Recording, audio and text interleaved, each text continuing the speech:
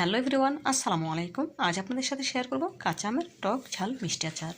এই আচারটি তৈরি করা একদম সহজ, একেবারে অল্প উপকরণে তৈরি করা যায়, খেতে কিন্তু হয় দুর্দান্ত। যারা আমের এই আচারটি তৈরি করে খেয়েছেন তারা তো জানেন, আর যারা এখনও তৈরি করেননি এই সিজনে একবার হলেও আমের এই টক ঝাল মিষ্টি আচার তৈরি করে খেয়ে দেখবেন, ইনশাল্লাহ অনেক বেশি ভালো লাগবে। তো বন্ধুরা, কথা না বাড়িয়ে চলুন আচার তৈরির মূল প্রিপারেশনে যাওয়া যাক।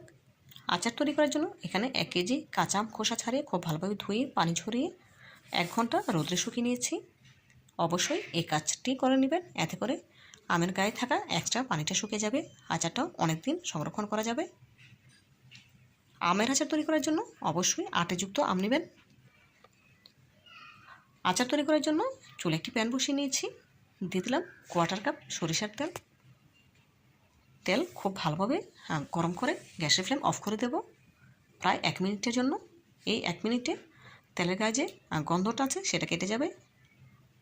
এভাবে করে আচারটা তৈরি করলে আচারে একটা বাজে গন্ধ আসবে না, খেতে খুবই সুস্বাদু হবে। 1 মিনিট পর গ্যাসের ফ্লেম অন করে দিয়েছি। তেল যখন গরম হয়ে এসেছে দিয়ে দিলাম 1/2 টেবিল চামচ রসুন বাটা।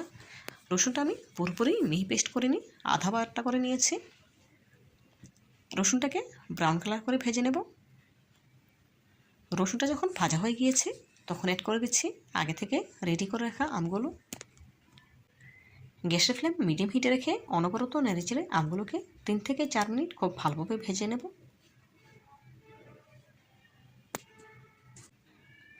আমগুলো যখন খুব ভালোভাবে ভাজা হয়ে যাবে তখন এর সাথে অ্যাড করে দিতে হবে মেজারমেন্ট কাপের 1.5 কাপ চিনি। 1.5 কাপ চিনি আমি একবার অ্যাড করব না, 2 বার অ্যাড করব। দেখুন এই পর্যায়ে প্রায় 4 মিনিটের মতো আমগুলো ভেজে নিয়েছি। এখন এর সাথে অ্যাড করে দিচ্ছি 1 কাপ চিনি। যেহেতু আমি চিনিটা 2 বার অ্যাড করব, চিনি দেওয়ার কারণে প্রথমে কিন্তু আমটা অনেকটাই শুকনো শুকনো থাকে। যখন চিনিটা কিছুটা গলে আসবে তখন এর সাথে আরও 1/2 কাপ পরিমাণ চিনি অ্যাড করে দেব। এই পর্যায়ে গ্যাসের ফ্লেম একদম লো হিটে করে দিয়েছি, এতে করে চিনিটা খুব সহজে গলে আসবে, আম থেকে কিছুটা পানি ছাড়বে আর চিনিটা গলে কিছুটা ভেজা ভাব চলে আসবে, তখন এর সাথে আরও 1/2 কাপ পরিমাণ চিনি অ্যাড করে দিয়েছি। দেখুন চিনি দেওয়ার পর আবারও খুব ভালোভাবে নেড়েচেড়ে মিশিয়ে নিচ্ছি। এইভাবে করে নেড়েচেড়ে রান্না করতে থাকবো চিনিটা পুরোপুরি গলে আসা পর্যন্ত। দেখুন বন্ধুরা, এই পর্যায়ে চিনিটা কিন্তু পুরোপুরি গলে গিয়েছে, দেখেই বুঝতে পারছেন।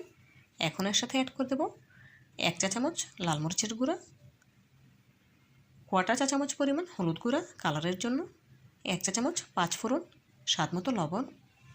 এখন নেড়েচেড়ে আমের সাথে খুব ভালোভাবে মিশিয়ে নেব। 1 কেজি আমের আচারের জন্য 1 চা চামচ লাল মরিচের গুঁড়া দিয়েছি, তবে আপনারা যদি এর থেকে কম বা বেশি খেতে চান সেই ক্ষেত্রে আপনাদের স্বাদ মতো দিয়ে নেবেন। আর অ্যাড করেছি 1 চা চামচ 5 ফোড়ন। আমি এখানে 2 বারে 2 চামচ 5 ফোড়ন অ্যাড করব, সেজন্য প্রথমে 1 চা চামচ দিয়ে রান্নাটা করে নিচ্ছি, বাকি 1 চা চামচ পরে দেব। দেখতে থাকো কখন দেব দেখিয়ে দেব। দেখুন চিনি শিরাটা কিন্তু কিছুটা ঘন হয়ে এসেছে, দেখেই বুঝতে পারছেন। এখন গ্যাসের ফ্লেম লো হিটে রেখে জাল করে নেব প্রায় 20 মিনিটের মতো। মাঝে মধ্যে আমের আচার একটু নেড়েচেড়ে দিতে হবে, এতে করে সবগুলো আমের টুকরো সমানভাবে সেদ্ধ হবে। খুব বেশি জোরে নাড়াচাড়া করলে আমগুলো কিন্তু গলে যাবে। দেখুন প্রায় 20 মিনিট পর ফিরে এলাম। এই 20 মিনিটে আমগুলো পুরোপুরি সেদ্ধ হয়ে গিয়েছে, দেখি বুঝতে পারছেন। এখন এর সাথে অ্যাড করে দেব 1 চা চামচ 5 ফোড়ন। যেহেতু 1 কেজি আমের জন্য আমি 2 চা চামচ 5 ফোড়ন অ্যাড করছি, সেজন্য প্রথমে 1 চা চামচ দিয়েছিলাম, শেষের দিকে 1 চা চামচ দিয়ে নেব। এতে করে আচার থেকে খুব সুন্দর ফ্লেভার আসবে, খেতেও অনেক বেশি ভালো লাগবে। আমের আচারের সাথে নেড়েচেড়ে 5 ফোড়ন মিশিয়ে নিচ্ছি।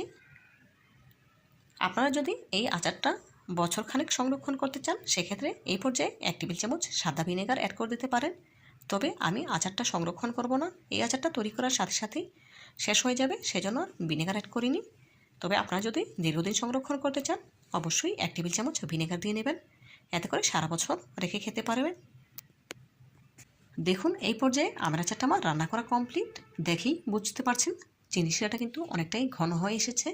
এর থেকে বেশি ঘন করতে যাবেন না, তাহলে চিনি শিরাটা যখন ঠান্ডা হবে তখন কিন্তু চিট হয়ে যাবে, খেতে ভালো লাগবে না। এই অবস্থাতে রেখেই চুলা থেকে নামিয়ে পুরোপুরি ঠান্ডা হওয়ার পর পরিবেশন করে আপনাদের সাথে শেয়ার করব।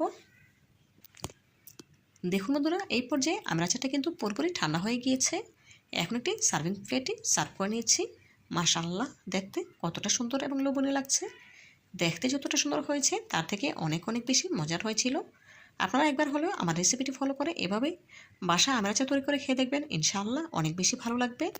তো বন্ধুরা, এমন আরও নতুন নতুন রেসিপি পেতে হলে প্লিজ চ্যানেলটিতে সাবস্ক্রাইব করে পাশে থাকা বেল বাটনে ক্লিক করে দেবেন। আজকের মতো বিদায় নিচ্ছি। ভালো থাকবেন সবাই। আল্লাহ হাফেজ।